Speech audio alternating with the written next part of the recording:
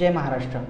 बघा, जेव्हा तुम्ही बांधकाम परमिशनसाठी किंवा बांधकाम परवानगीसाठी जेव्हा केस सबमिट करता त्यावेळी मी रजिस्टर्ड इंजिनियर म्हणून एक गोष्ट ऑब्झर्व केलेली आहे की ओनर जे असतात किंवा मालक जे असतात त्यांना बांधकाम परवानगी हा विषय खूप सोपा वाटतो, ठीक आहे। त्यावेळी त्यांना असं वाटतं की जो खर्च असतो हा फार कमी येणार किंवा काही केसेसमध्ये हा खूप जास्त येणार, म्हणजे वेगवेगळ्या प्रकारचं त्यांच्यामध्ये कन्फ्युजन असतं।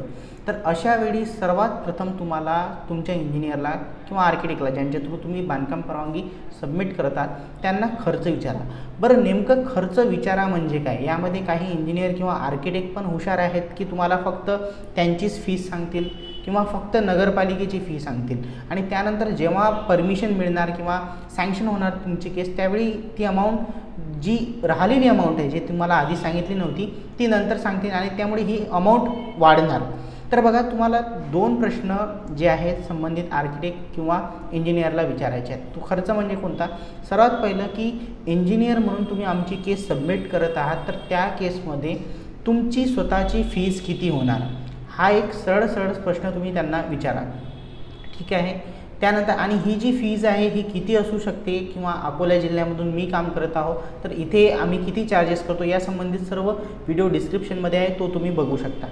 दुसरा प्रश्न हा विचारायचा आहे तो म्हणजे असा की जेव्हा बांधकाम परवानगीसाठी आपण केस सबमिट करतो आणि ती केस ज्यावेळी सँक्शन होते किंवा पास होते त्यानंतर तुम्हाला त्या बांधकाम परवानगीसाठी काही डेव्हलपमेंट चार्जेस भरावे लागतात, म्हणजे संबंधित नगरपालिका किंवा महानगरपालिकेसाठी काही पैसे भरावे लागतात। हे पैसे किती होतील किंवा हा खर्च किती होणार असे दोन वेगवेगळे खर्च तुम्ही आधीच तुमच्या इंजिनियर किंवा आर्किटेक्ट यांना विचारा।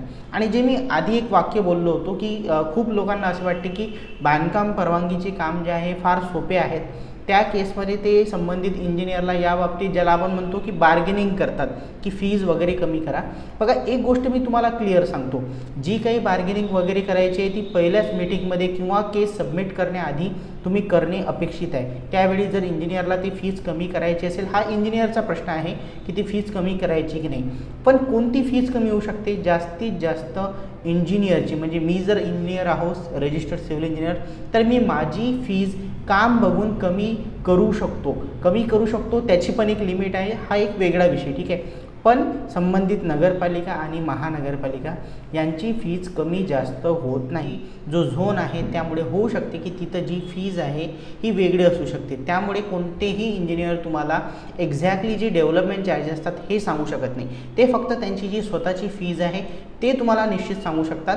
त्यामुळे उदाहरणार्थ माझ्याकडे जेव्हा कोणी म्हणू शकतो की ओनर किंवा मालक येतात त्यावेळी आम्ही त्यांना माझी फीस सांगतो की एक्झॅक्टली किती राहणार, पण त्यांच्या जागेप्रमाणे बांधकाम किती होत आहे त्याप्रमाणे मी त्यांना एक रेंज देतो की तुम्हाला 20 ते 30 हजार डेव्हलपमेंट चार्जेस येतील आणि माझी बांधकाम परवानगी संबंधित फीज एवढी राहणार, एक्सपायजेड व्हॉटएव्हर जी की त्या जागेप्रमाणे राहणार ती।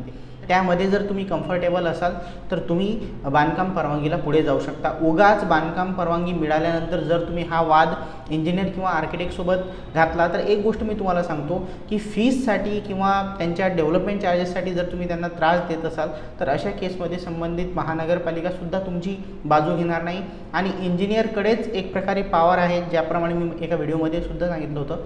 तुम्ही जर त्यांचे पैसे अडवत असाल, ठरलेल्याप्रमाणे जर पैसे देत नसाल तर त्या केसमध्ये संबंधित इंजिनियरसुद्धा तुम्हाला ती जी बांधकाम परवानगी आहे हे देणार नाही। त्यामुळे अशा प्रकारचे वाद होऊ नये यापेक्षा आधीच तुम्ही संबंधित इंजिनियर किंवा आर्किटेक्ट यांना खर्च विचारून घ्या।